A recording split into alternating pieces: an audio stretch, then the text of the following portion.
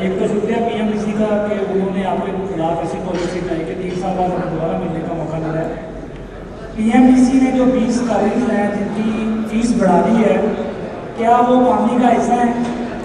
अगर उन्होंने audit report जमा करवा दी है तो पानी के जो दीगर मेम्बरान हैं उन्हें क्या मसला है? क्या कोई टैक्स डिवीजन का वो खतरा है उनको? दूसरा मेरा ये सवाल है आपसे, आप ग्रेजुएट पैदा कर रहे हैं, मैडम ग्रुप के बारी जो रेशो है आबादी की डॉक्टर की वो बड़ी हाई है, एग्रीकल्चर का डिजाइन नहीं है, लेकिन जो आपका ग्रेजुएट है आप ही के हॉस्पिटल में अगर काम करता है तो उसकी जो मिनिमम वेज है वो 40,000 से भी कम है। क्या आपकी कोई लाइबिलिटी नहीं है कि आप जो ग्रेजुएट से आप फीस ले रहे हैं और आप उसे खिदमत भी दे रहे हैं, उसकी जो सरकार के मुताबिक उसकी मिनिमम वेज होनी चाहिए?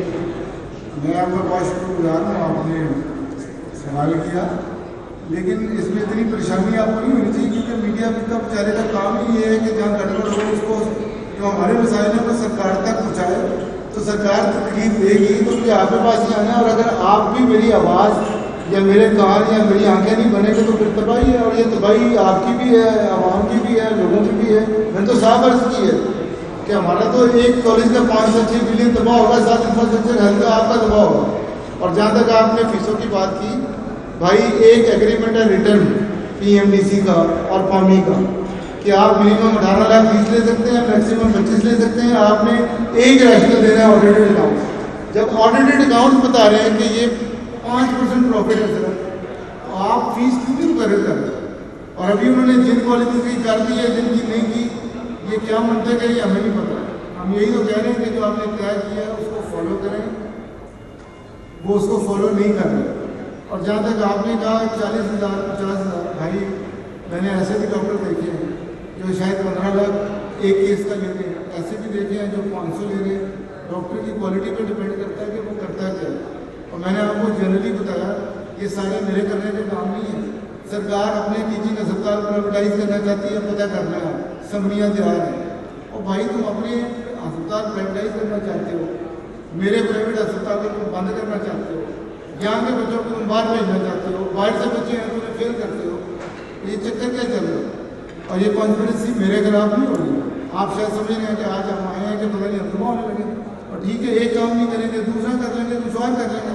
मैं तो आज सरकार से ये भी कहने आया हूँ कि अगर आप समझते हैं कि ये बहुत अच्छा काम है, आपकी कॉलेज में हम चले जाए, आप ले लें, आप चला लें।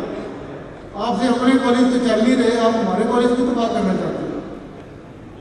और प्राइवेट सेक्टर में भाई हर टैलेंटेड बंदे को उसका मुआवजा पे किया जाता है, और जो मुआवजा नहीं पे करते वो कहीं और चले जाते हैं उससे बेहतर जगह पर, उससे अच्छी जगह पर। ऐसा नहीं हो सकता। सरकार को अपनी जिम्मेदारी पे करनी है, नए डॉक्टर्स को खपाने के लिए हमें अपनी पे करनी है। अगर सरकार अपनी जिम्मेदारी पे नहीं कर रही हम कैसे कर सकते हैं? 1000 पे एक डॉक्टर चाहिए या 1500 भी एक डॉक्टर नहीं है। तो ये सवाल मेरा ख्याल है आपको पीएमडी से पूछने चाहिए, सरकार से भी पूछने चाहिए कि अपने टीचिंग अस्पताल आप क्यों प्राइवेटाइज कर रहे हैं। मैंने मुद्दे क्या रखे? मैंने कोई यहाँ पे इलीगल डिमांड तो नहीं की।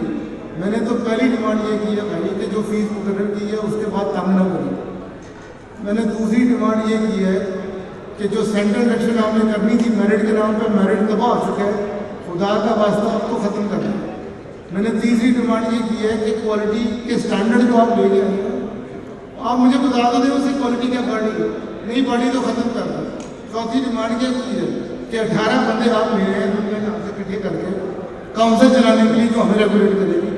और भाई 2 बंदे जो आप हमारे भी ले लें ताकि आप बता दें क्या नेशनलिटी है, क्या चल सकते हैं, क्या नहीं। तो ये जायज़ डिमांड है। मीडिया अपनी जिम्मेदारी पूरी कर रहा है। भाई मीडिया का काम है कि जो पाकिस्तान में तबाही हो रही है उससे बचाए और लोगों के सामने वाक़या ले। और बाप इख्तियार से सवाल पूछना आपका काम है।